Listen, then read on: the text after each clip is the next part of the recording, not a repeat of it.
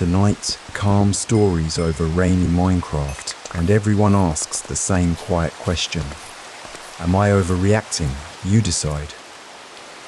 First up, my mother-in-law had a key to our house, and she used it when we weren't home. I thought I knew exactly what that meant. I was wrong. Here we go. My mother-in-law has a key to our house. We gave it to her when we moved in for emergencies, the way you do. And about 2 months after our daughter was born, I started to realize she'd been using it when we weren't home. I'd come back from an appointment and the dishes would be done. A basket of laundry I'd left out would be folded.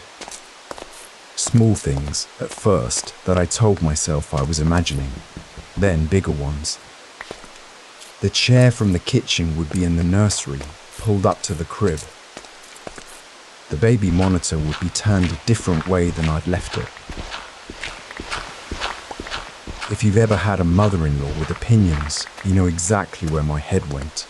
I decided she was checking up on me. That she'd looked at me and concluded I couldn't cope, and was letting herself in to inspect, to gather proof. I had a newborn and no sleep, and a head full of the worst version of everything, and I built her into the villain of all of it. So one afternoon, I did something I'm not proud of. I told her we'd be out for the day, and then we came home early.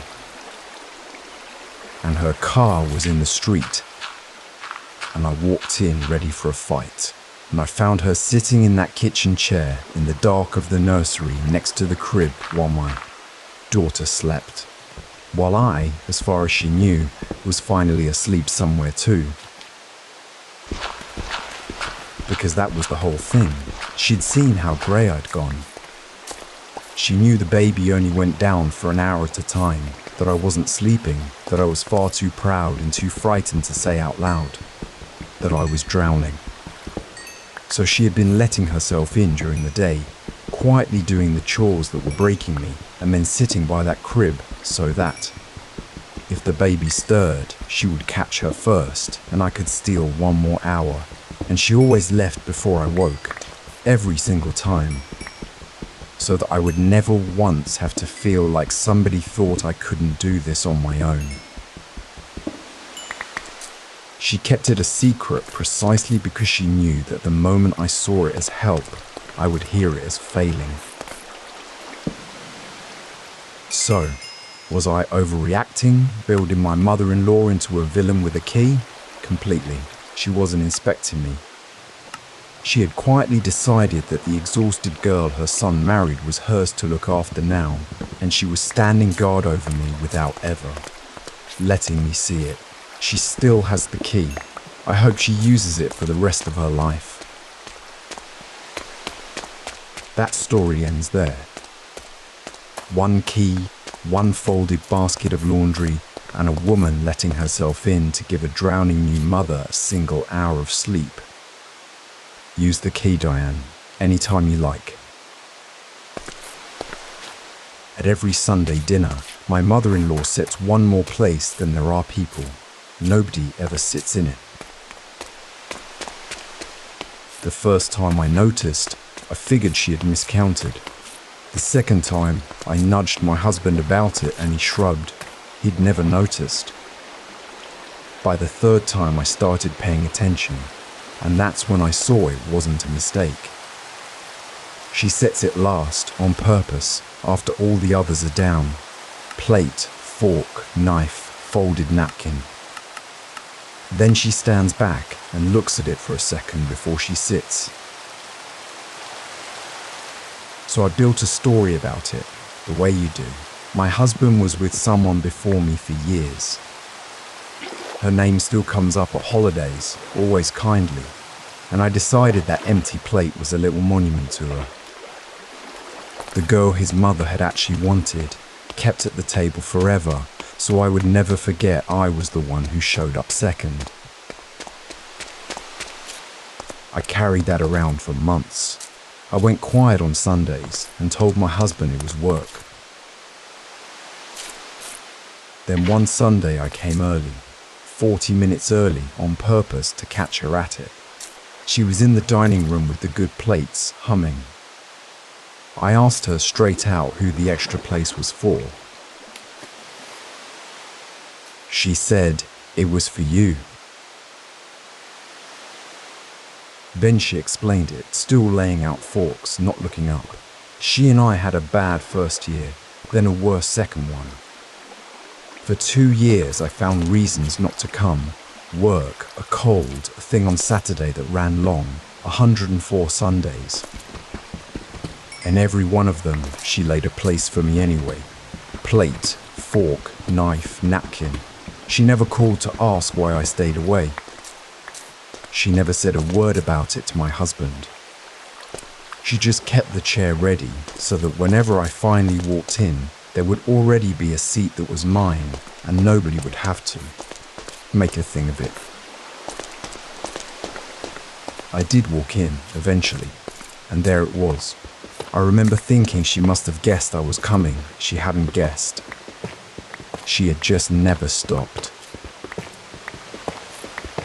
She still lays it. I asked her why, since I come every week now. She said it's for whoever comes next. Somebody is always staying away from something. That story ends there. 104 empty plates, and a woman who kept setting the table for someone who wasn't speaking to her. I lay the extra place myself some weeks now. She lets me. My mother-in-law has known me for 6 years and still cannot say my name. She gets it right in private every time. She only ever gets it wrong in front of people. My name has 5 letters and 1 sound. English does not use. Her son learned it in an afternoon. The first time with our engagement dinner, she stood up with her glass and said a name that was close to mine, but not mine. Everyone smiled, and I smiled too. The second time was the wedding in front of 90 people. By the third time I started paying attention. It happened at Christmas, at her church group, at the fence with a neighbour. In front of an audience, my name came out wrong. Alone in her kitchen, it came out right. So I decided I knew what that meant. It was the polite kind of contempt. She had decided my name was too much trouble, and she was reminding the room gently that I came from somewhere else. My husband said I was reading into it. So I tested it. At Easter, I got her alone and asked her to say my name, and she said it perfectly. Then we walked into the living room. I asked again, and she missed it. This July, we ran out of ice at her barbecue, and she handed me her keys. Her car is old, and it has a tape deck. When I turned the key, the tape started. It was her voice saying my name. Wrong, then a pause, then again. Wrong again, a small frustrated breath, then again. Then right, 4 times in a row, like she was locking it in place. I sat in that driveway and let it run. 40 minutes of one word. The label had a date on it in her handwriting, 3 weeks old. She gets it right with me because she is calm. She gets it wrong in front of people because that is when it matters most to her. That is when she wants the whole room to hear that she learned it, and she wants it so much her mouth stops working. I never told her about the tape. She said my name wrong that afternoon in front of her whole street, and I said thank you. That story ends there. 6 years, 1 tape deck, and a woman practicing a name in an old car so the neighbours would hear her get it right. She still misses it. I still hear the tape. My sister-in-law stacks every present we give her by the front door. Then she carries them home unopened every single Christmas. She has done it for 9 years. We host Christmas Eve for the whole family, a dozen of us in one kitchen. She takes each gift, says thank you, reads the tag, and sets it by her boots. The first year I thought she had just missed ours in the pile. The second year I watched her carry the whole armful out to her car. By the third year I was paying attention, and it was a pattern. Nothing got opened, not one thing from anybody. Except her mother's. That one she opens right there at the table. So I decided what it meant. I decided we weren't good enough. She would hold up her mother's candle and laugh, and our box sat by the coats. I started buying safer gifts, then nicer ones. One year I spent far too much on a scarf just to see her face. She said thank you, read the tag, and set it by the door. My husband said I was reading into it. I told him 9 years is not reading into it. 9 years is a fact. So last Christmas morning I rang her. I said I was calling about the roasting pan, but that wasn't why. I picked 10 in the morning on purpose because I'd started to wonder, and in the background I heard paper tearing. She's the only one of us who lives alone. No kids, no partner, nobody else in the flat on Christmas morning. So she takes it all home and saves it. 11 presents last year from the whole family. She opens one every half hour, starting at 6:30. That carries her to about noon. She said opening them at our house would use them up. Her words, used up. If she unwrapped everything with us, she would wake up on Christmas Day to an empty flat. Her mother's is the only one she cannot save. Her mum is sitting right there, waiting for her face. So that one gets opened at the table, and the rest go home. Now I wrap ours in more layers than any adult needs. Ribbon, tissue, a box inside a box. Not to be funny. Just to buy her a few more minutes. That story ends there. 9 years I thought we were the family she did not care about. Turns out we were the part of the morning she was saving. My father-in-law will not drive me home the short way. It takes 9 minutes down the main road, and he makes it 31 every single time. The first time, I thought he was avoiding traffic. The second time, I mentioned the main road, and he said the lights were bad that hour. By the third time, I started paying attention, because it was 9:30 on a Sunday night, and there were no lights, and no traffic, and no reason. So I decided he liked being in charge. That's the story I told myself for 2 years.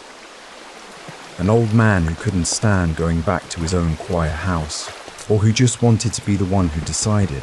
I said as much to my husband. He laughed and said nothing, which I noticed later. Then one night I asked him outright to take the main road. He said sure. He turned left at the roundabout anyway. And that's when I started watching instead of sulking. He slowed down at the same place every trip, same corner, same stretch, and he dropped from 30 to about 15 for maybe 8 seconds. Never said a word, then back up to speed. So on a later trip, I finally looked. There's a shut-down chemist there, boarded up, and above it a brown door with a bell panel. That's it, that's the whole landmark. When I asked my husband about it, he went quiet in the way that families go quiet. His dad rented those 2 rooms with his mum in 1974, £6 a week, first place they ever had. And he has driven every single person who married into that family past that door. My husband got the same detour at 19, coming home from a football match with no explanation at all. Nobody has ever been told.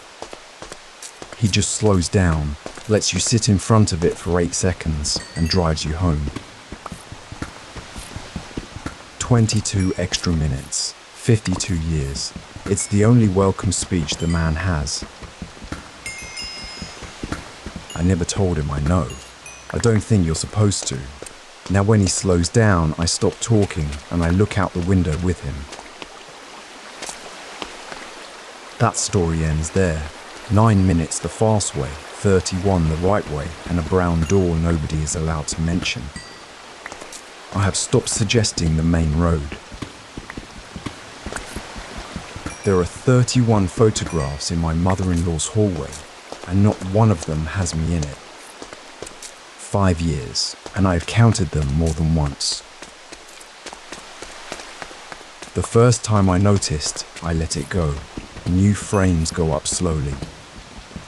The second time, there was a new one, her nephew and his baby, right in the good spot by the light switch.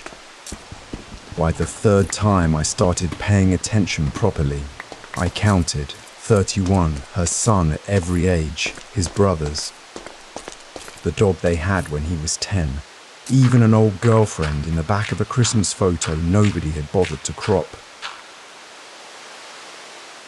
So I decided what it meant. 5 years, 2 house moves, and a wedding, and I was still not family. The wall was where she kept the score, and I was not on it. I tested it too. Last spring I brought her a framed picture from our wedding day, a good one, both of us, nice light, easy smiles. She thanked me warmly and set it on the hall table. It stayed on the hall table. That was when I stopped being hurt and started being angry, quietly, the way you can keep going for months. Then in June, his aunt called me about something else, and right at the end she said, "Oh, did you ever find one?" Find what? She said his mother had been calling round the whole family since February, asking if anybody had a photo with me in it. Any photo. A bad one was fine. 22 people. 22 phone calls, and not one picture, because I am the person who takes the photographs. I am always behind the camera.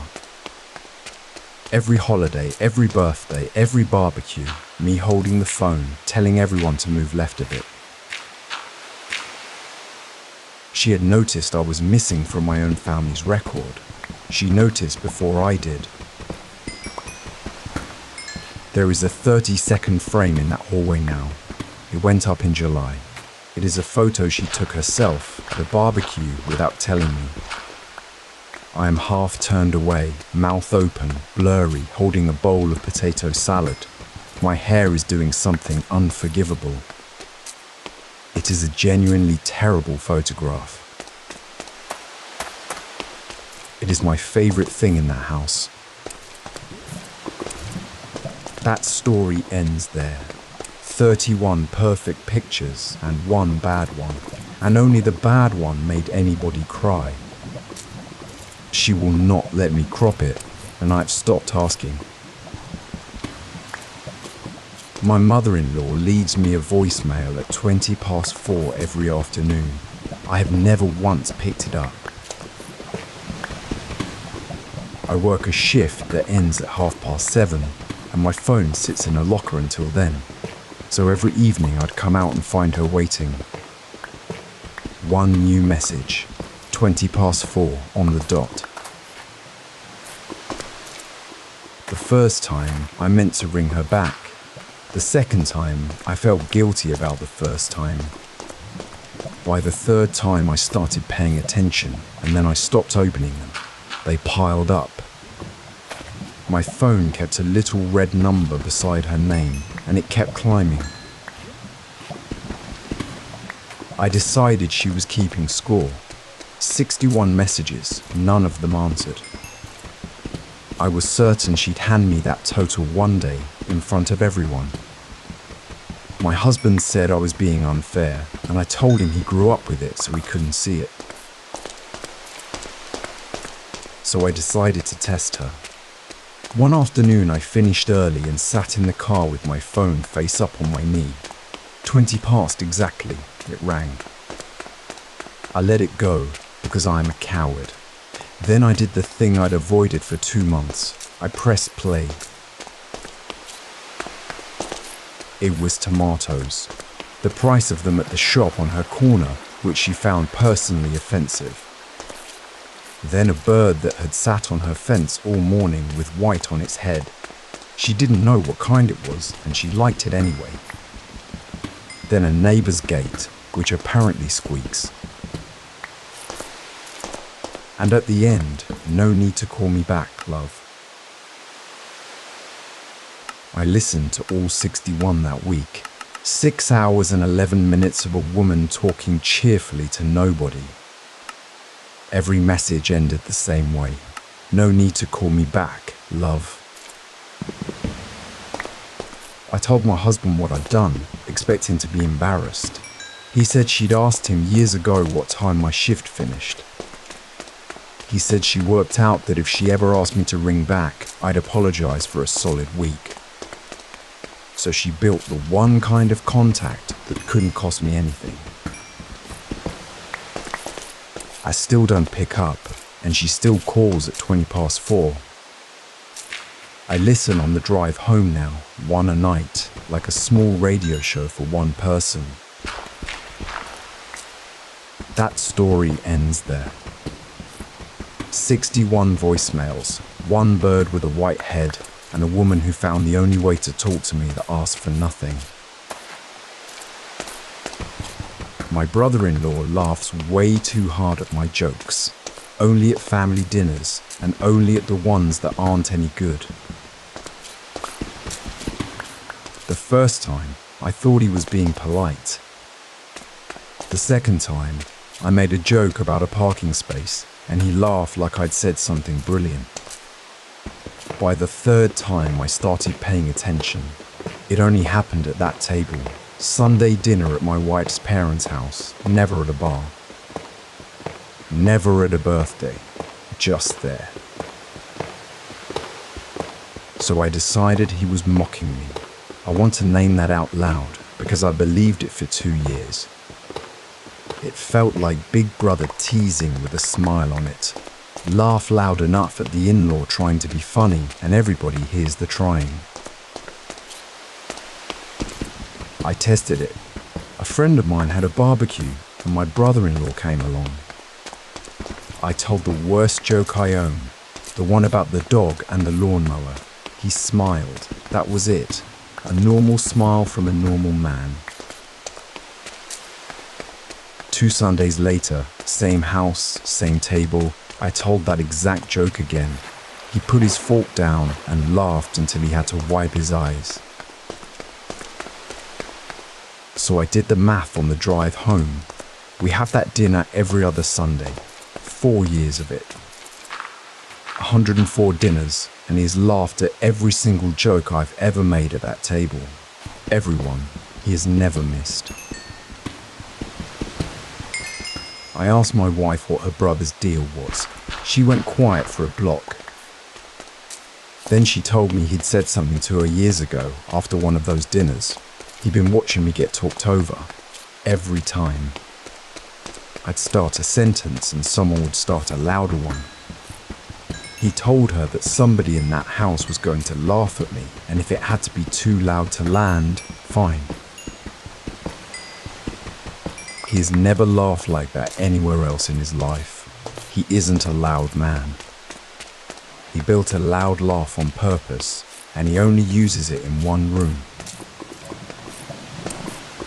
I still get talked over. He still laughs too hard. Nobody at that table has ever figured out why, and I'm not going to be the one to tell them. That story ends there. One enormous laugh, 104 Sundays, and a quiet man who decided the new guy was going to get heard at least once a night. I write worse jokes now. He's earned them. My mother-in-law never sits down to eat. She stands at the counter with her plate while the rest of us are at the table.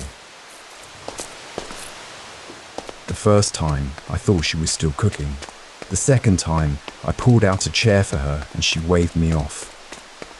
By the third time, I started paying attention. She filled everybody's plate first, then carried her own 4 steps to the counter. She stood there facing the table, and she never turned her back. Sunday dinners, birthdays, one whole Christmas. Same spot, same plate, standing. So I decided it was a performance. The hard-working woman on her feet, where the whole room could see her. I was sure it was aimed at me, because I married her son and could not make her soup right. I said it to my husband. He said she has always done that, which is what people say about a habit they have stopped seeing. One Sunday, I ran my own little test. I pushed my food around and watched her instead. She wasn't looking at me at all. She was reading plates. Her eyes moved around that table like someone checking a clock. When my father-in-law's rice got low, the dish was already in her hand. Before my nephew asked for bread, the bread was next to him.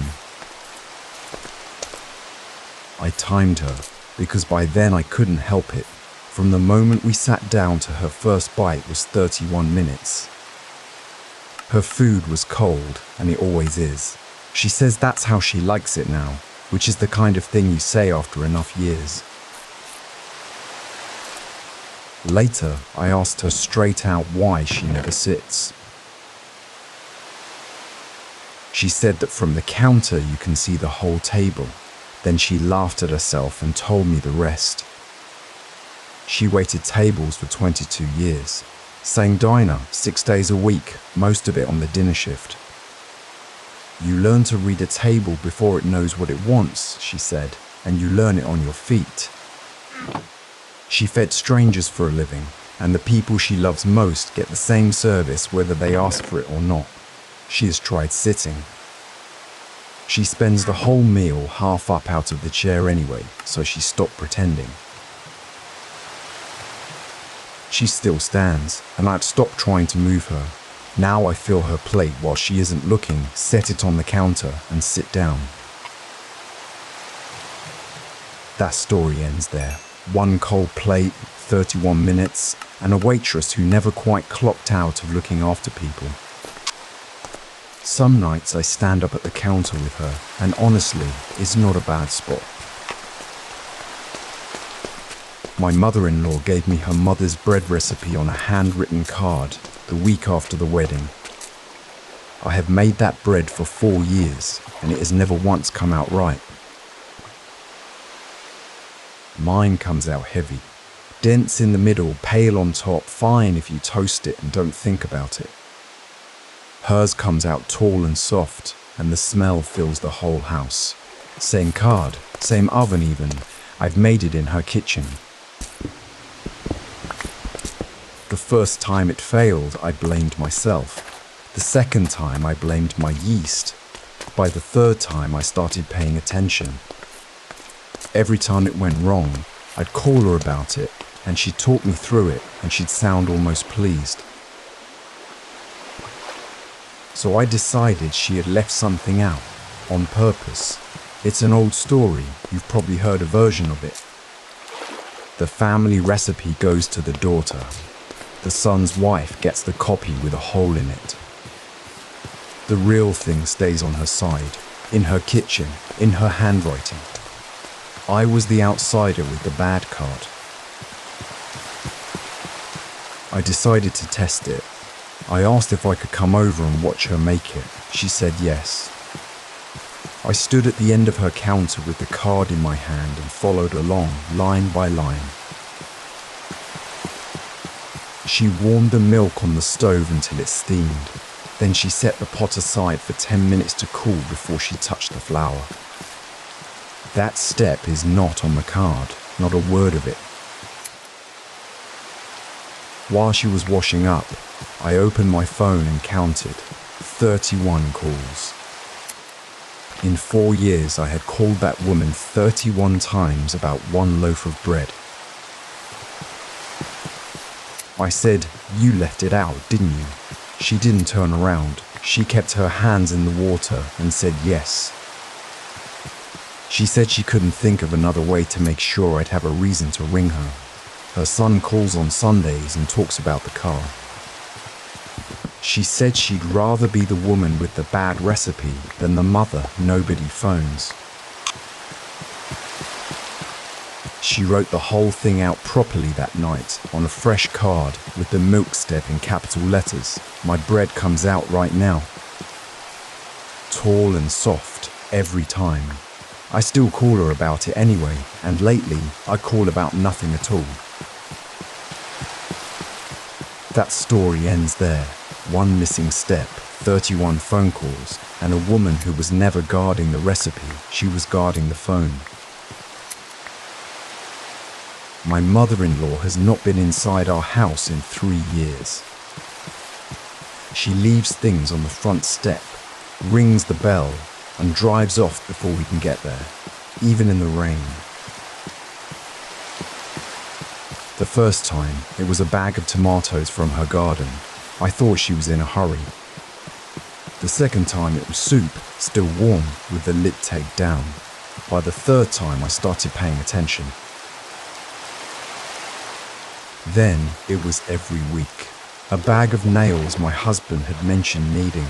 Milk, because I'd once said we always run out. Every single time, step, doorbell, gone. We invited her in. Christmas, birthdays, a random Sunday. She always said she couldn't stay, and she never did. She'd talk to us from the path and then go. So I built a story about it. I decided she was making a point over and over. Standing in the weather so we'd notice, showing us she knew exactly where she wasn't wanted. One Tuesday, I came home early and parked down the street. I wanted to watch it happen. She pulled up at 4:10. She set a paper bag on the step, lined up neat with the door. Then she stood there and put her hand on the handle without turning it. She stayed like that for half a minute. Then she drove away. It was raining and she hadn't brought a coat. I called her sister that night because I couldn't call her. Her sister explained it in about 4 minutes. 2 months after we moved in, I was tired and short and surrounded by boxes, and I said something about needing our own space now. I don't remember saying it. She wrote it down. Her sister says she has driven to our house 211 times since then and been inside for none of them. She cries about it. To her sister, never to us. She has never once asked me to change the rule because in her head, asking would be the overstepping. She'd genuinely rather stand in the rain than risk it. I invited her for dinner the next week.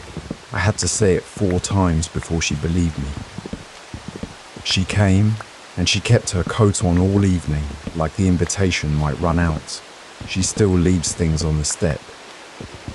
I don't mind, because she rings the bell and waits.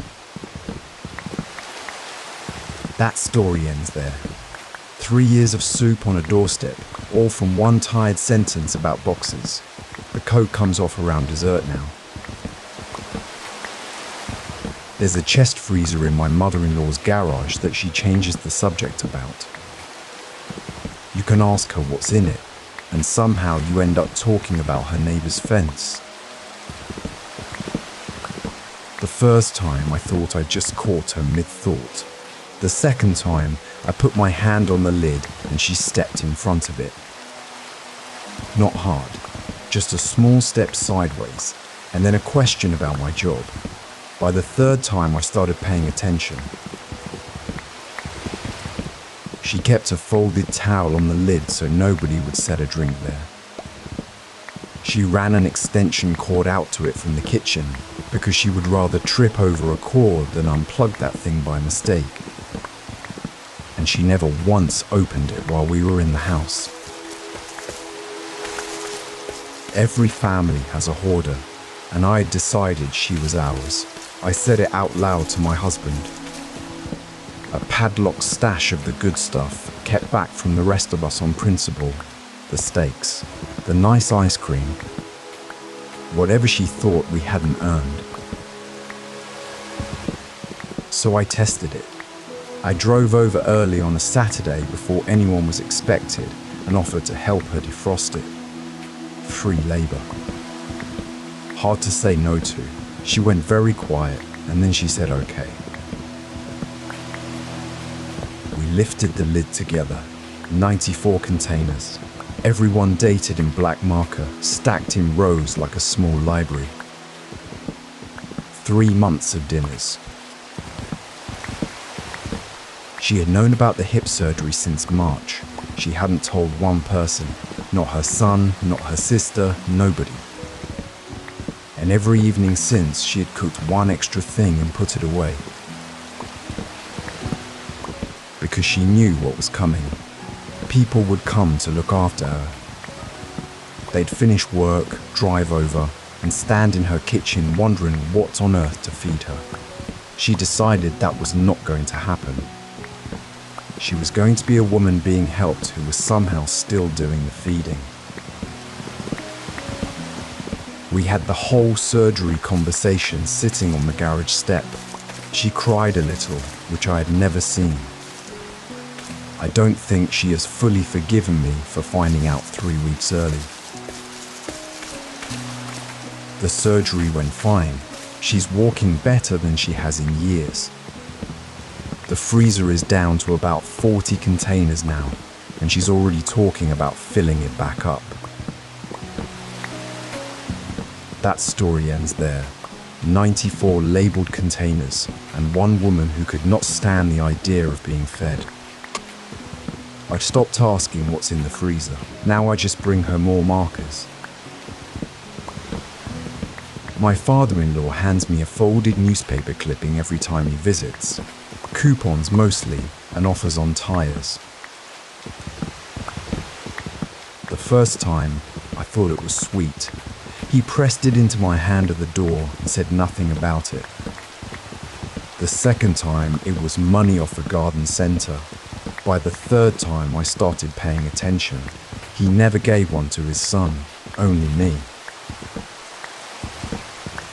So I built a story in my head, the way you do. I decided it was a common.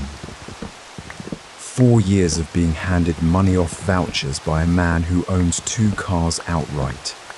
I decided he thought I was careless. I decided the paper was a polite little report card on how his son's wife runs a budget. I tested it. We just put 4 new tyres on the car, so I made sure to mention it. Twice. All 4 brand new, nothing needed. Next visit, he handed me a folded clipping.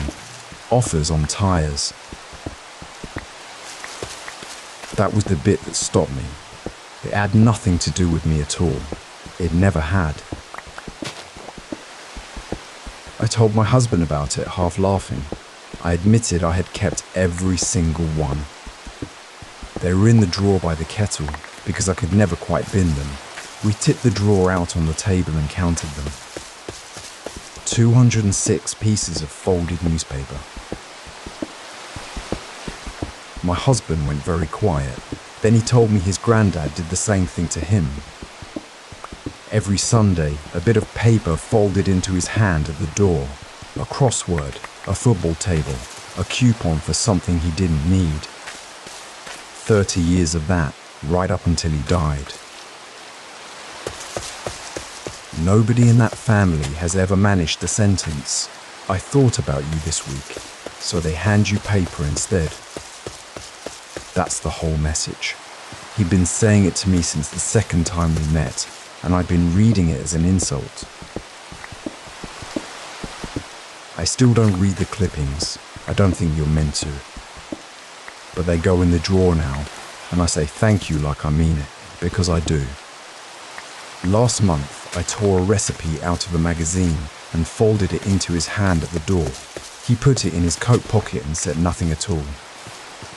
He came back the next week. That story ends there. 206 bits of newspaper in a kitchen drawer, and not one of them was ever really about tyres. At every party at her house, my sister-in-law takes my coat and carries it off to the back bedroom. Everyone else's coat goes on the rack in the hall by the door where coats go. Mine goes down the hallway and out of sight. The first time, I figured the rack was full. The second time I watched, and the rack had plenty of room. By the third time, I started paying attention. She would meet me at the door, say something kind about the weather, lift my coat off my arm and walk it away. That happened at every single party for 6 years. So I built the obvious story, which was that mine was the coat that didn't get to hang with the others. She kept a tidy house, and I decided she didn't want my things mixed in with everyone else's. Then I decided to test it. At the next party, I hung my own coat on the hall rack myself, right in the middle, and I stood in the kitchen where I could see it. It was gone in under 10 minutes, and she hadn't said a word about it. She had simply picked it up and taken it down the hall like always. So I followed her down to the back bedroom to see where my coat had been going for 6 years. My coat was laid out flat on the bed, with the lamp beside it turned on. The side door in that room, the one that opens onto the path along the house, was unlocked, and the outside light was burning. She came up behind me and didn't even pretend. She said I always leave early, and I always leave badly, because the goodbyes take 20 minutes and cost me the entire next day. She had noticed that years ago, so every single time she put my coat beside a door I could actually use. 26 parties. 26 times she carried my coat down that hall and turned a lamp on for me, and she never once mentioned it. Not to me, not to my husband, not to anybody. I went out the side door that night, and it's 9 steps to the driveway.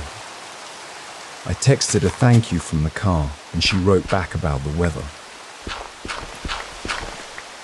Now I hand her the coat at the door myself, and neither of us makes a thing of it. That story ends there. I still leave early. I just leave well now. My father-in-law arrives 45 minutes early to everything. Then he sits in his car outside our house until I come to the window and wave him in. The first time it happened, I thought he'd got the time wrong. I ran out in socks and apologized. He said he was fine, he'd wait. The second time, I was still in the shower. My husband looked out and there he was, parked, engine off, hands on the wheel. By the third time I started paying attention, every dinner, every birthday, every Sunday. 45 minutes, on the dot, sitting out there like a man waiting for a bus. So I decided what it meant. He was checking. He was turning up before the house was ready so he could see it unready. The dishes, the laundry pile, the toys under the table. I was sure of it. I spent 3 years hoovering against the clock. I'd set my alarm for an hour before he was due, just so the place would be finished when he wasn't supposed to be there yet. Then one Sunday, I gave up. Not on purpose. I was late back from work, The kitchen was a disaster, and there were half-chopped vegetables all over the counter. His car pulled up. I looked at the mess, and I thought, fine, let him see it. I waved him in early, apologized for the state of the place, and asked him straight out why he always came so early. He picked up a knife and started on the carrots, and he said it was the only time he ever got me on my own. Then he told me he'd counted, at his own birthday lunch, 11 people at the table, 9 words. That was all he got from me the whole afternoon, and most of them were about gravy.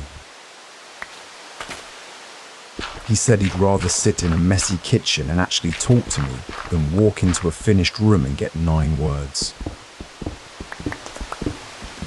3 years. 3 years of frantic hoovering, and the man just wanted a conversation. He still comes 45 minutes early. I don't clean for it anymore. I put the kettle on, and I hand him something to chop, and we get the whole 45 minutes. That story ends there. 45 minutes early every time for a chat and a bag of carrots. He's the easiest guest I've ever had. My mother-in-law pays us back for everything, down to the last penny. £3.40 for a coffee, folded into a little note and pressed into my hand before we'd even left the cafe. The first time, I laughed and told her not to be silly. The second time, she'd worked out her exact share of a takeaway, including the charge for the bag. By the third time, I started paying attention. Petrol money for a lift to the station, 80p for a stamp. £1.20 for the flour she borrowed to bake a cake she then gave to us. I decided she didn't like me. That's the honest version. It felt like being held at arm's length with a receipt. Like she wanted it clear that nothing between us was ever warm enough to be owed. My husband said she was just like that. I thought just like that was a polite word for cold. So I tested it. I booked her train ticket up to ours, and I would not tell her the price. I said I'd lost the receipt. She let it go, which surprised me. Then 4 days later, a card arrived in the post, and inside it was the exact fare to the penny, plus the booking fee. She had looked up the train herself. I asked her about it at Christmas, not cross, just curious, and she told me about her own mother-in-law. In 1981, that woman bought her a washing machine. It was kind. It was also brought up at every family occasion after it for 29 years. Birthdays, christenings, her own wedding anniversary. She told me she once sat down and counted out on paper and got to 68. 68 reminders about one washing machine. So she made herself a promise back then, in her 20s. No woman who married one of her sons would ever owe her a thing, not a penny. Nothing that could be brought back out later. It was never distance. It was the opposite. It was a promise she'd kept for over 40 years without ever telling anyone why. She still does it. £3.40 still turns up in my bag most weeks, folded small. I have stopped arguing. I just make sure I'm the one who gets to the counter first. That story ends there. One washing machine, 68 mentions, and a woman who decided nobody would ever do that to her daughter-in-law. I let her pay now. It's how she says it. My mother-in-law takes our dog for the whole day, most days. Sometimes she doesn't ask first. I'll get home at 6 and the lead is gone off the hook, and so is he. The first time, she called ahead, and I was grateful. We both work long hours, and the dog alone all day is a miserable thing. The second time, she texted after she had already collected him. By the third time, she didn't text at all. She has a key, and she's had it for years. I never minded that key until I started counting. So I counted. 4 days, 1 week, 5 the next. By month 4, I had invented an entire theory about her. I decided she thought our things were hers on a rolling basis, and the dog was simply the newest thing on the list.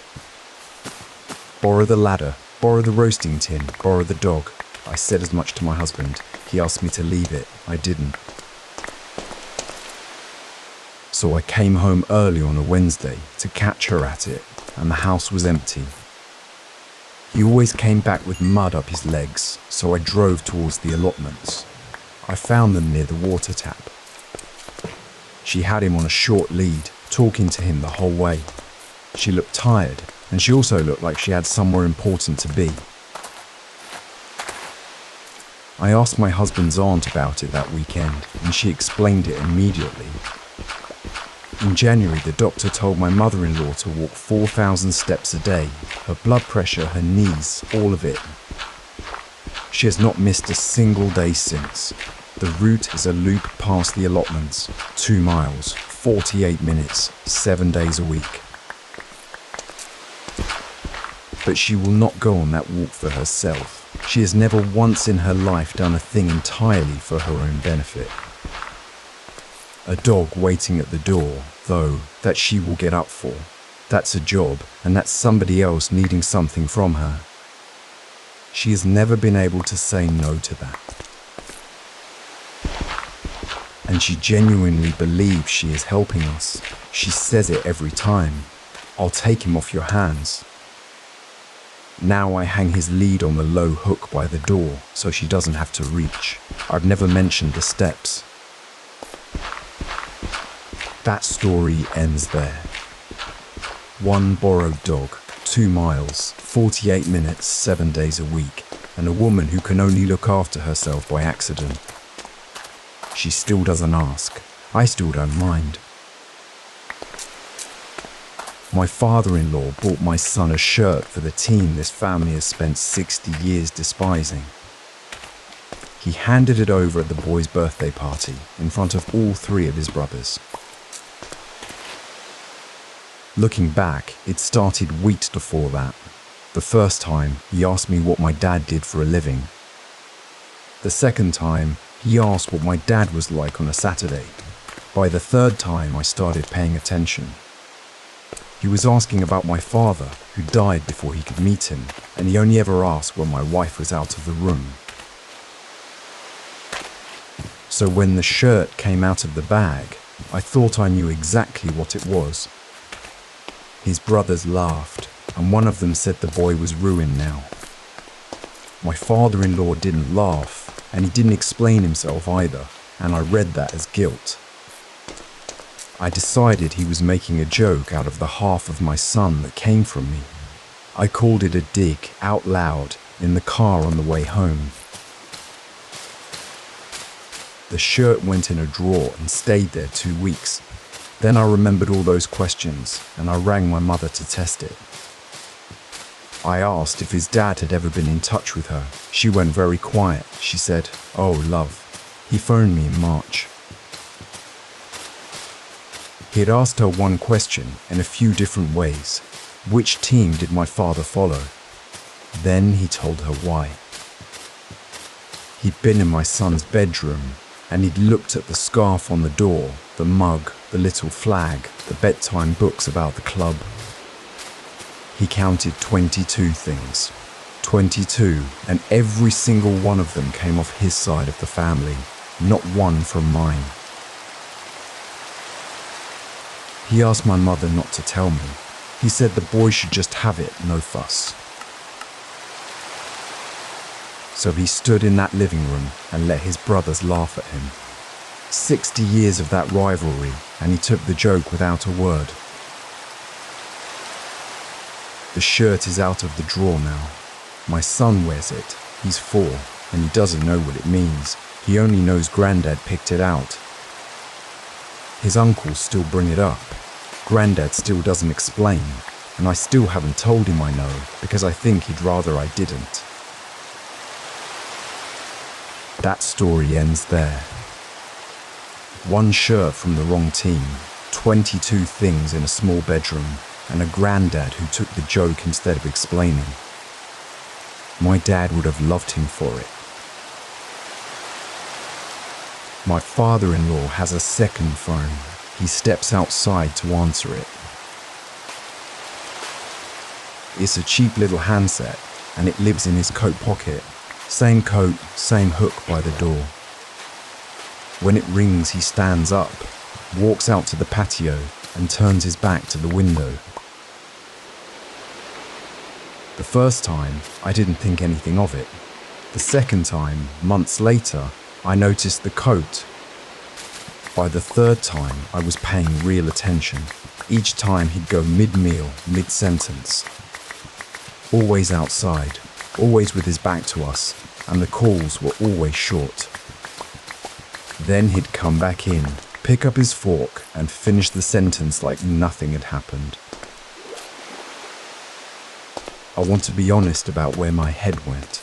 I decided he was hiding something from my mother-in-law, and I'm not proud of that. I carried it around for 8 months and never once asked him. So I tested it. One evening I took the recycling out the side door, and I came around the corner of the house on purpose so I'd end up in front of him, instead of behind him. He was leaning on the rail with the little phone at his ear. He looked up at me, and he didn't look caught at all. He said, "Yeah, kiddo, I know, I'm still up." Then he hung up and put the phone away. Kiddo. It's our son's phone. Our 15-year-old has that number, and nobody else on earth does. My father-in-law bought a separate handset so it would never show up on our family plan. He gave the number to the boy with one rule. Any hour, no questions, no parents told, and he'll come. He'd had that phone for 3 years. Counting the call I walked in on, it had rung 5 times. He answered on the second ring every time. One of them came at 1:45 in the morning from a party 40 minutes away. He drove out, got him, drove him home, and never said a word to us about it. Not to me, not to my wife. When I asked him why, he said that if the boy has to weigh up whether the call is worth the trouble, he won't make the call. So we don't ask about it anymore. The little phone still lives in the coat by the door. That story ends there. One cheap handset, 5 calls in 3 years, and a grandfather who answers on the second ring at 1 in the morning. It almost never rings, and that is the whole point of it. My sister-in-law drops off a bin bag of her kids' old clothes every couple of months. She doesn't ask if we want it. She leaves it by the door, knotted at the top, and waves from the car. The first time, I said thank you and meant it. The second time, I said thank you with less in it. By the third time, I started paying attention. The bags came whether we needed them or not, sometimes 2 in a month. Once, the day after I'd mentioned money at a family dinner. She has the bigger house and the job with the good hours. I decided the bags were her way of saying so. Charity tied in a knot, so I'd know exactly where we sat. So I stopped digging through them. I'd open the top, take a couple of things my son could actually wear, and put the rest straight in the donation pile. I never went past the first layer. I didn't want to see how worn the bottom of the bag was. Then one night in March, I decided to empty one properly because I wanted proof. I got to the bottom, under the stretched jumpers and the trousers with the knees gone, and there was a winter coat, brand new. The tags had been cut off. Someone had creased it by hand, folded it wrong on purpose, so it would look like everything else in there. I sat on the floor and thought back. The boots the winter before, the school shoes that fit too well. The rain jacket I'd told myself was a hand-me-down. There had been one in every bag, 15 bags over 2.5 years. 15 new things I would have said no to. Because that's the thing, I don't take help and I say no before people finish offering. She learned that years ago, and instead of arguing with me, she worked around me. She put new things under old ones and let me find them by accident where there was nobody to refuse. I never told her I knew because she'd have stopped or gone red or both. The bags still turn up every couple of months. I still say she shouldn't have. I just empty them all the way to the bottom now. That story ends there. One bin bag, one coat folded wrong on purpose, and a woman who spent 2.5 years getting past my pride. I leave soup on her step now, and she hasn't caught on yet. My sister-in-law has never once replied to a message from me. She has also never once missed anything I invited her to. The first time, I figured she was busy. I texted about a birthday dinner, got nothing back, and then she walked in at 6 with a cake. The second time was a barbecue. Same silence, same arrival. By the third time, I started paying attention. So I kept track, not in a mean way. I just wanted to know if I was imagining it. A housewarming, a baby shower, a Sunday lunch, a Tuesday coffee. Every message got the same answer, which was no answer at all. And every time, she came.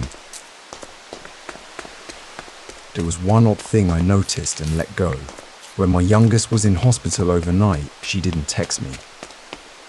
She phoned twice at 11 at night. 19 unanswered invitations will do something to a person. I decided she tolerated me in a room and had no use for me outside one. Show up, be polite, go home. I stopped expecting a reply. I did not stop checking. So I tested it. I sent her something that only needed one word back. I asked if she wanted tea or coffee on Saturday. 2 days, nothing. Then Saturday came and she was on my step 20 minutes early, holding the tea she likes. That was the point I gave up and just asked her. We were drying dishes, which is the easiest place in the world to say a hard thing. I said, "Do my messages even reach you?" And she put the towel down and told me she's dyslexic. Nobody worked it out until she was 34. She said she can text a plumber fine. She can text her boss. She cannot make herself type to somebody she wants to like her. So it turns out I'd been ranked above a plumber the whole time. Took me a second to work out that was the compliment. She told me the rest later. A message she sent at 22 got read out to a room, and she has not typed one to anybody who mattered since. 19 invitations, 19 times she came, 0 replies. She'd been answering me all along, early, in person, with a cake or a bag of tea. I call her now. She picks up fast, and she talks for ages. That story ends there. 19 ignored texts and 19 doorbells from a woman who decided showing up counted more. She's still 20 minutes early, and now I'm ready. My brother-in-law has forgotten his wallet at 14 restaurant dinners in a row. 14. Same pat of the back pocket, same little laugh, every single time. The first time, nobody blinked. He'd come straight from somewhere and left it in his other coat. The second was a birthday, and birthdays are loud, and it got lost in the noise. By the third time, I started paying attention. By the sixth, I had stopped believing in the coincidence. So I did what a small, petty person does. I started a note on my phone. Every dinner, every amount, curry night, Sunday roast. My wife's birthday, the Thai place he picked. I had him down as cheap. That was the story I told myself. A grown man who had worked out that we were soft and who was getting fed for free twice a month. I nearly said something at dinner 11. My wife stopped me under the table. Then I tested it. A parcel of his had been sitting in our hall for a week. Instead of waiting for the weekend, I drove it round on a Tuesday at 11 in the morning. He should have been at work. His car was outside. He opened the door in a shirt with no shoes on. Behind him, I could see the kitchen table. A laptop, and maybe 9 pages printed out next to it. He was made redundant in the spring. He hadn't told anyone. Not his mates, not his sister, not his mother, who rings him every Sunday without fail. I stood in his kitchen with 412 pounds of dinners written down on my phone, and I could not think of one thing to say. He said he'd rather be the brother-in-law who's cheap than the brother-in-law who's out of work. And he kept coming to every single dinner because his sister had asked him to come. He decided that not turning up would be the thing she actually noticed. Missing was louder than forgetting. So he forgot his wallet 14 times in front of everybody so that nobody would look any closer. He's working again now. He pays in 50s and he gets to the waiter before anyone else can reach. He still won't talk about it. I deleted the note. That story ends there. 14 forgotten wallets, and a man who let us think the worst of him instead of the true thing. I have never been so glad to be wrong about somebody. My brother-in-law has never once let me win at anything. Not cards, not darts, not the arcade basketball game, and not during the year I was ill. The first time I noticed, we were playing cards at his kitchen table. I was 6 weeks into treatment and I looked it. He beat me badly and wrote the score down like it was a normal Thursday. The second time, my wife made a face at him across the table and he ignored it completely. By the third time, I started paying attention. He wasn't winning by accident. He'd take a hand he could have let slide, and then he'd tap the notebook and say the number out loud. A grown man beating a recovering 1 by 900 points and grinning about it is not a subtle thing. His mother stopped coming on Thursdays because she couldn't watch. Everyone else in my life had gone soft and careful. He had gone the other way. I decided he just needed to be above me somewhere, and this was the year he found his opening. So I tested it. One Thursday in August, I played badly on purpose, sloppy, obvious. I wanted to watch him ease off so I could be sure. He didn't ease off. He took everything I handed him, beat me by more than usual, and then asked if I wanted a sandwich. At the end of that year, he gave me the notebook. 51 Thursdays. Final total, 11,420 points his way. Then my wife told me about March. She had sat at that same table and told him the thing I couldn't stand was being handled. the lowered voices, the way people let me off. She said I could take being ill. I could not take being managed by everyone who loved me. So he made a decision right there. He would be the one place in my life where nothing got adjusted.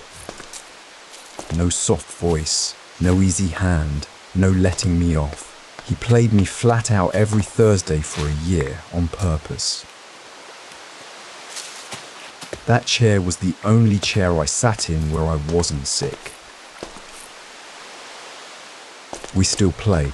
He still wins mostly. He still says the number out loud. I still tell him he's a terrible man. Neither of us means it. That story ends there. 51 Thursdays, 11,000 points, and a man who refused to be gentle because gentle was the thing I couldn't stand. I keep the notebook in the drawer by the phone. My mother-in-law wore a plain, visibly old dress to our wedding. My aunts talked about it for a year. Every other mother in that room was in something new. Hers was soft blue and faded, with a mended seam at the shoulder. You could see the stitches if you stood close. It read like a comment.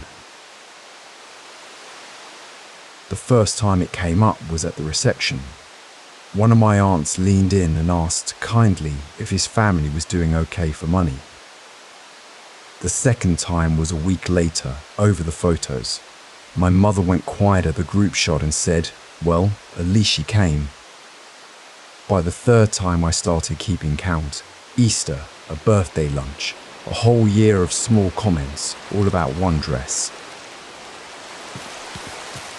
And I agreed with them, which is the part I am not proud of. I decided she had worn the oldest thing she owned on purpose, so the room would see she was not happy. I never said it out loud. I just believed it for a year. So that summer, I tested it as gently as I knew how.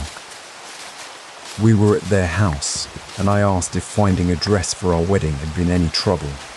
She laughed and got a shoebox. It was the dress, the one from our wedding.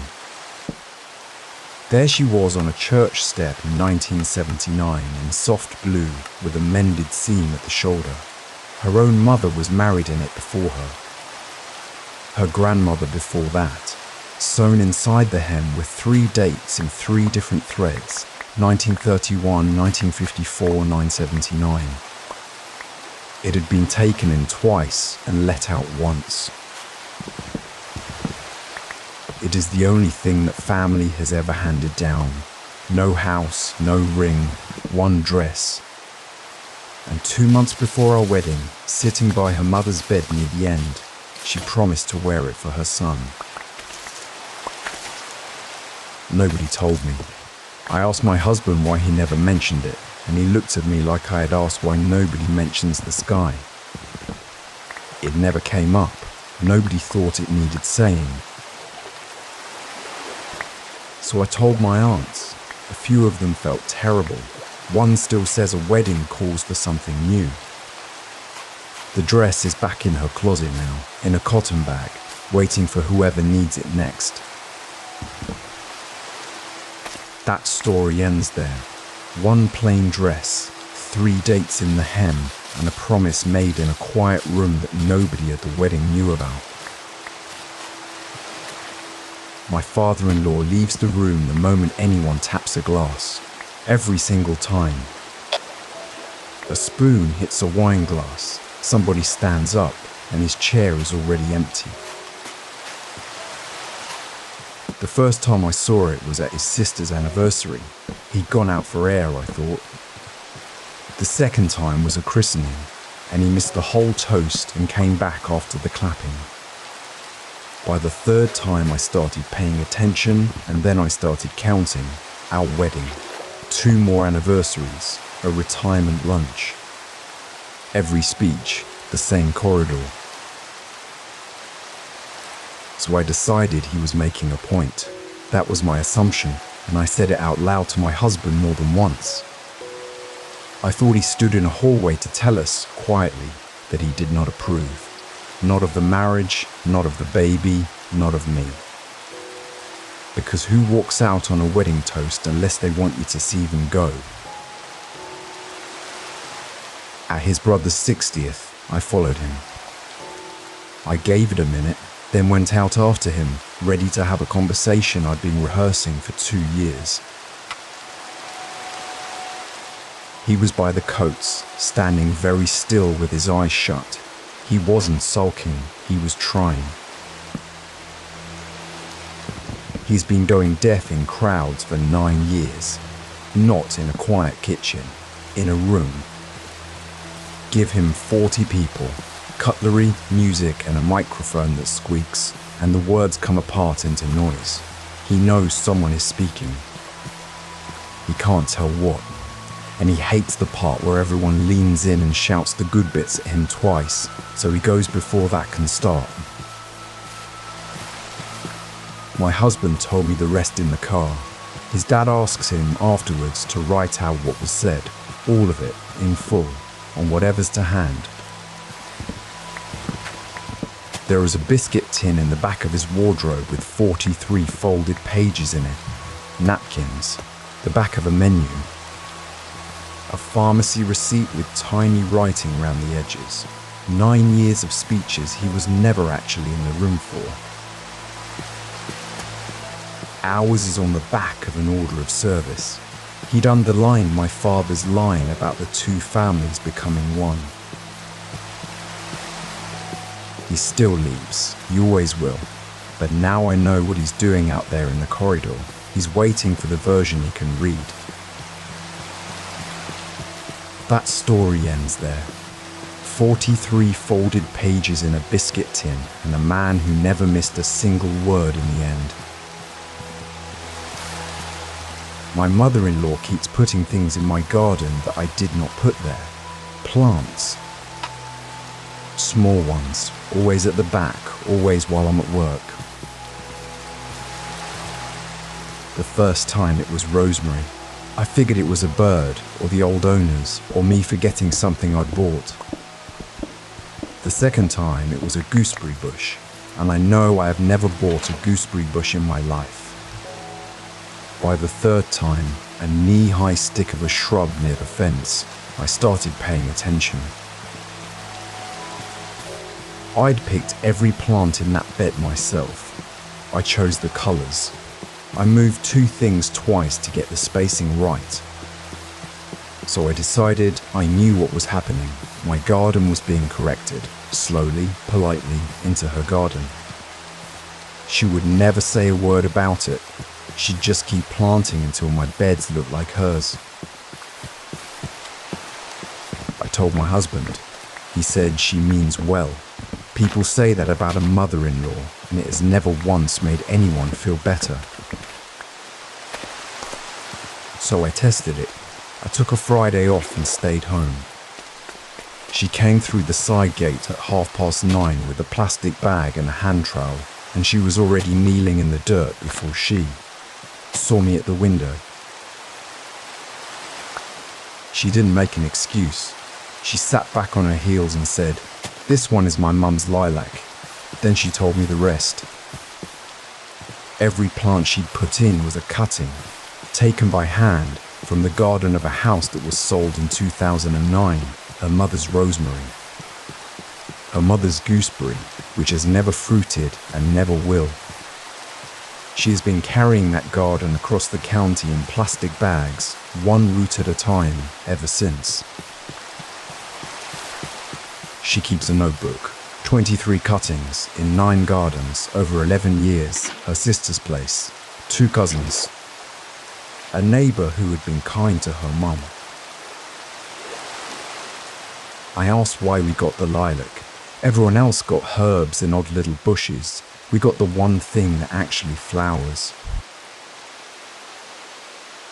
She said, because your children will be the ones who grow up smelling it. I did not have anything ready to say to that. I made her a cup of tea instead. We sat on the back step and she told me where the next one should go. and I said yes, and I meant it. That story ends there. 23 cuttings, 9 gardens, and 1 lilac planted where my kids will smell it every spring. I have stopped counting my own plants. Every pair of shoes my mother-in-law buys my children is a size too big, not a little big, a full size up every time for 4 years. The first time I let it go. My son was 2 and nobody knows a 2-year-old shoe size. The second time I told her the size myself. I wrote it down and put it in her hand. The shoes came a size up anyway. By the third time I started paying attention. I decided it was the kind of gift you buy without looking. Grab a box close enough, done. Under that sat a worse thought though.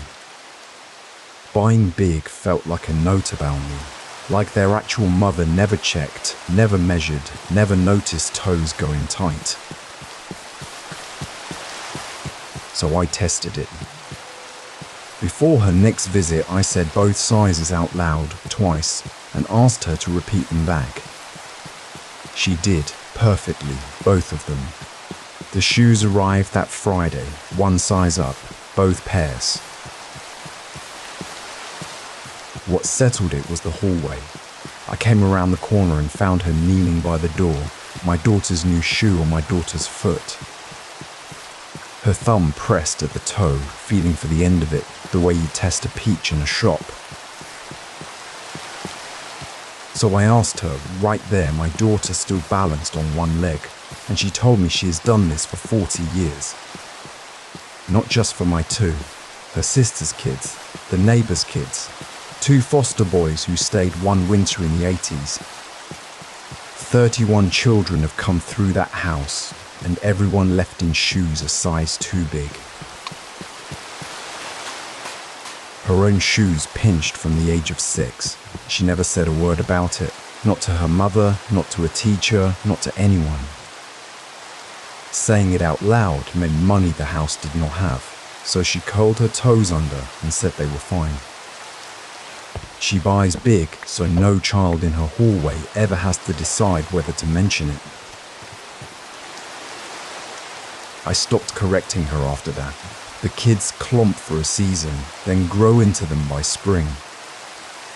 By summer, the shoes fit like they were bought for them, which I suppose they were. I buy the right size. She buys the size after that. Between us, the children are covered all year. That story ends there. 31 kids, 40 years, and 1 woman quietly making sure nobody had to be brave about their feet. My son is currently a size too big and delighted about it. My husband's mother will not let my mother bring a single dish. Not to Thanksgiving, not to Christmas, not once. She hosts every holiday. I assume she always had. The first time, my mother offered to bring a pie. My mother-in-law said no thank you sweetly. She had it covered. The second time, my mother offered rolls. Same answer, same smile. By the third time, I started paying attention. Everyone else brought food.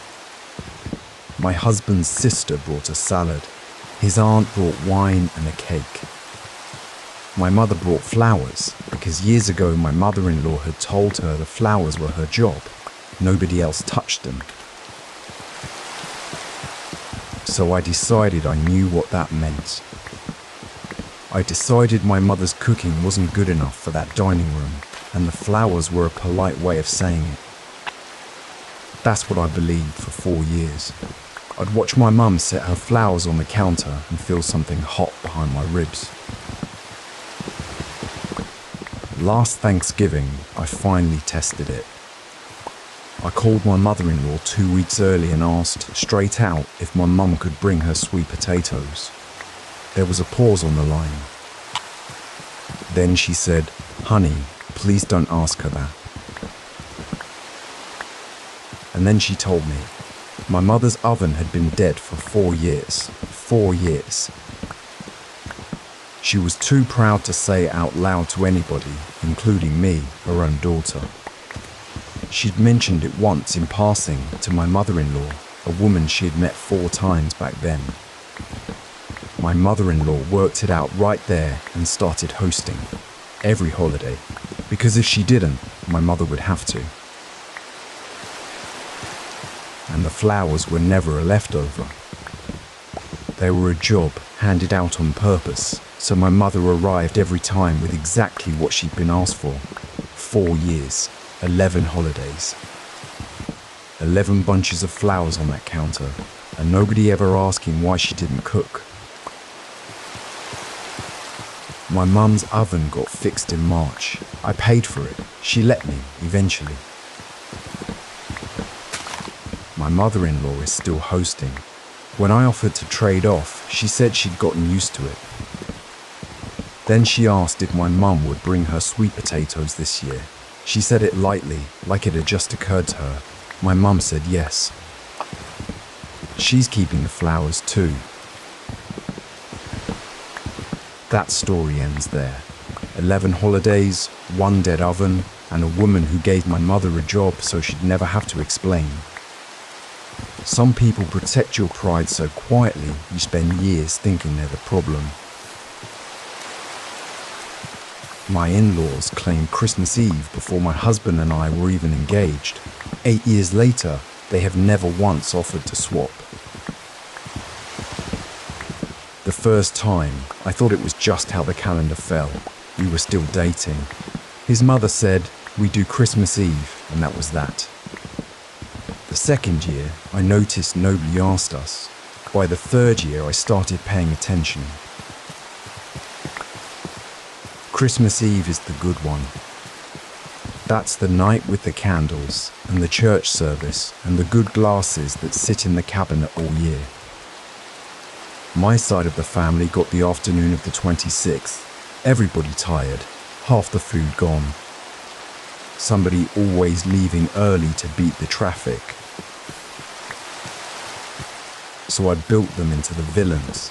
I decided they were the kind of people who take the best chair and never notice. 8 years of the same claim, never once put on the table. One year I tested it. I helped my father-in-law carry boxes out to the garage on the 23rd, and I asked him straight out if they would ever trade. Just once. He said no, fast. Then he went back to the boxes. That's when I saw the draw. He keeps his old paper calendars out there. 8 of them, 1 for every year since 2018.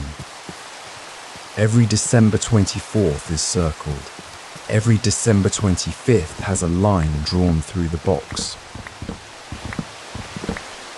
My father has been on his own since 2018, and on Christmas morning my husband and I have always gone to his house. Just us, early, in the quiet. I never counted that as a slot. It was the gap between the 2 real events. My father-in-law counted it. He worked out, without ever saying a word to anybody, that Christmas morning was the one that would break my dad alone in that house. And he knew that if the morning were ever up for discussion, my dad would smile and insist we go somewhere else. So they took the eve, loudly, permanently, like it was the prize.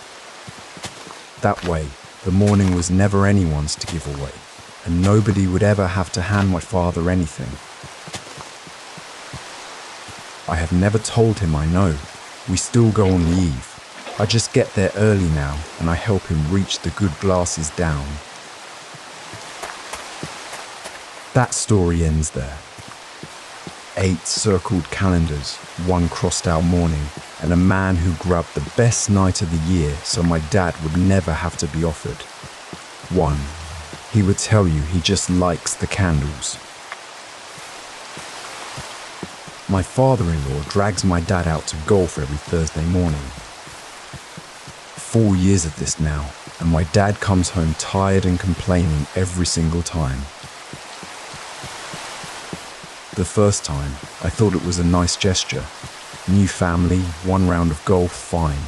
The second time, my dad grumbled about the walking. By the third time, I started paying attention because my dad does not golf. He has never golfed. He owns 1 set of clubs, and they were a gift from a colleague in 1994. My father-in-law has money and a standing Thursday booking at a course out past the motorway. My dad has a bad knee and no interest. He'd get home around 2, sit down heavy, and tell my mum the greens were slow and the coffee cost £4 a cup. So I decided my father-in-law was the villain, one of those men who cannot hear a no. He'd found a retired man with an empty calendar and marched him round a course he never asked to see. Before I said anything, I rang the club and asked how long he'd held that Thursday booking. The woman checked and said there wasn't one. He rings up every week and books the slot fresh. That didn't fit, so I asked my wife straight out whether her father actually plays golf. She put her cup down and asked if I remembered the month after my dad retired. I did, once she said it. He didn't leave the house, not for anything, the whole of that November. He wasn't sad exactly. He just stopped. My wife said her dad came to 1 Sunday lunch that month, sat across from him for 2 hours and saw it. She said he made the booking up. He told my dad he'd been landed with a Thursday slot he couldn't cancel and needed a partner. He turned an outing into a favour. That's the only thing my dad will turn up for, the kind where somebody else gets let down if he doesn't. 4 years, 191 Thursdays. My father-in-law does not like golf. He never has. My wife says he came home from the very first one and asked her to look at his shoulder. Dad still complains. I let him. He was up and dressed at 6 this morning and it's Thursday. That story ends there. 191 rounds of a game he hates, so somebody else wouldn't sit at home. I have stopped correcting my dad about the greens. My husband's stepmother has sent me a birthday card every year for 11 years. Everyone is signed with her first name and nothing else. No love, no from, just the name, low on the blank side, like a note a neighbour leaves about a parked car. The first time, I figured she was in a hurry. The second time, I figured that was just how she wrote. By the third year, I started paying attention, and I kept them. Same handwriting, same spot on the page, same 6 letters every year. The cards were always good ones, picked out with care and mailed early enough to land on the actual day. The effort was there. The warmth just wasn't.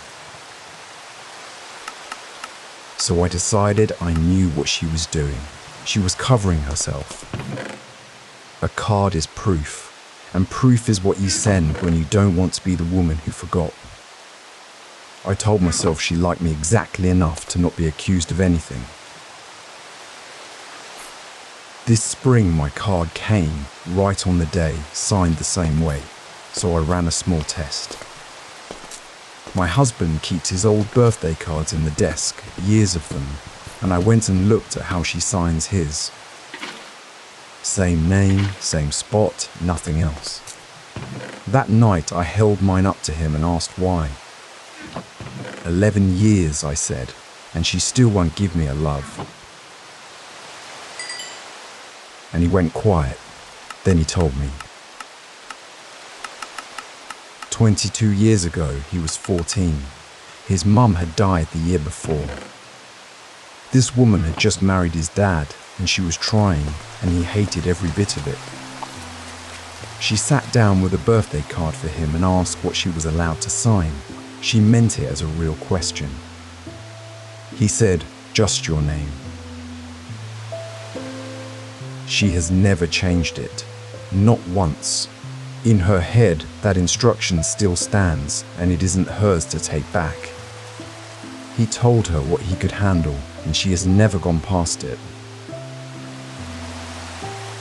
I counted that night, 11 cards to me and 22 to him. 33 cards. Everyone signed exactly the way a furious, grieving boy asked for. She has been waiting 22 years for permission nobody thought to give her. My husband says he'll tell her someday that she can write more. He hasn't yet, and I don't push because I think some part of him is still 14 about it. She keeps the promise anyway. That story ends there. 33 cards, one instruction from a boy who was hurting and a woman who never asked to be let out of it. I already know what mine will say in March. My husband's stepfather cannot walk through our door without telling me what's wrong with the gutter. Not hello, the gutter. The first time, I laughed it off.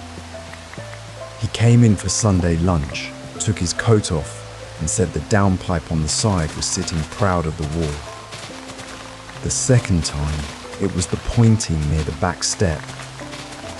By the third time, I started paying attention, because he did it every single visit, and it was never just one thing, it was always 3. 20 minutes sometimes. The gutter, the stair rail, the damp patch by the porch light. A man walks into someone else's house and starts an inspection before he's had a cup of tea. I decided what that meant, and I said it out loud to my husband, "Your stepfather thinks we can't be trusted with a roof." My husband said, "That's not it. I said it absolutely is." So we left it there, the way you do. Then one Saturday, I came home early. His car was already outside. He wasn't in it, and he wasn't at the door. He was walking around our house. I sat in my car and I watched him do it. 2 full laps, 9 minutes. He stopped at the corner where the gutter joins, looked up for a long time, and then said a sentence out loud to nobody. He said it twice. Then he went and knocked. I asked my husband about it that night, properly this time, and he told me his stepdad has never been able to do small talk. Not once, not ever. He can't do the weather, he can't do how was your week. So decades ago, he worked out a system. He walks the outside of a house before he knocks and finds 3 things to say about the building. 3 things gets him through the first half hour. After that, the room usually softens and he can just be there. The gutter was never a criticism. The gutter was him making sure he wouldn't have to stand in our kitchen with nothing to say. He still does the lap. I still get the report. Now I just have the kettle on before he knocks, and I ask him what he found, and he tells me, and honestly, he's usually right. That story ends there. 1 nervous man, 2 laps of the house, and 3 things about the pointing so nobody has to sit in silence. Our gutter has never been in better shape. My step-sister-in-law brings a second cake to every birthday. She sets it down right next to the real one. Not a fancy cake, a plain one. Pale, flat, no frosting, in a plastic tub with a lid that doesn't quite match. The first time, I thought she'd misread the group message. The second time, I decided she was being polite about somebody's diet. By the third time, I started paying attention. Kids' parties, my father-in-law's 60th, a baby shower that wasn't even a birthday. Every time, the plain cake came out of the tub and went on the table, 6 inches from mine. Nobody asked for 2 cakes. I decided she thought ours wasn't good enough. 6 years of a second cake landing next to the one somebody spent all Saturday on, and I'd stopped pretending it didn't sting. So in May, I ran a test. My daughter turned 8, and I made the best cake of my life for it. 3 layers. I described it to her in advance, in detail, so there could be no confusion. She showed up with a plain one anyway. Same tub, same spot on the table. But this time I watched the cake instead of watching her. About 10 minutes in, one of the cousin's boys walked up and took a slice. He's 9. He took it the way you take something that's just there for you, then sat back down with the other kids and ate it. So I went and found his mum by the drinks table and asked about it. She told me the whole thing. 6 years ago, my stepsister-in-law asked her quietly what he was allergic to, and she has never mentioned it since. Not to the family, not to him. No dairy, no nuts, no egg. That cake was built for exactly one person in the room, so that boy never has to be the reason there's a special one. His mum has kept count, because mums do. 23 parties, 23 plain cakes, and he has never once had to ask. I cut myself a piece that afternoon. It is not good cake. That was never the point of it. She still sets it down without a word, and I still don't say anything either. I just leave a gap on the table now, about the size of a plastic tub. That story ends there. 6 years of the boring cake nobody thanked her for, and a 9-year-old who thinks every party just happens to have something he can eat. I hope he never finds out. That's all for tonight. 33 stories, and every one of them started the same way, with somebody deciding their in-law was the villain and finding out. Something kinda was going on the whole time. That's the thing about the people who come with the person you love. Most of them are just loving somebody the only way they know how. Sleep well, and I'll see you in the next one. Good night.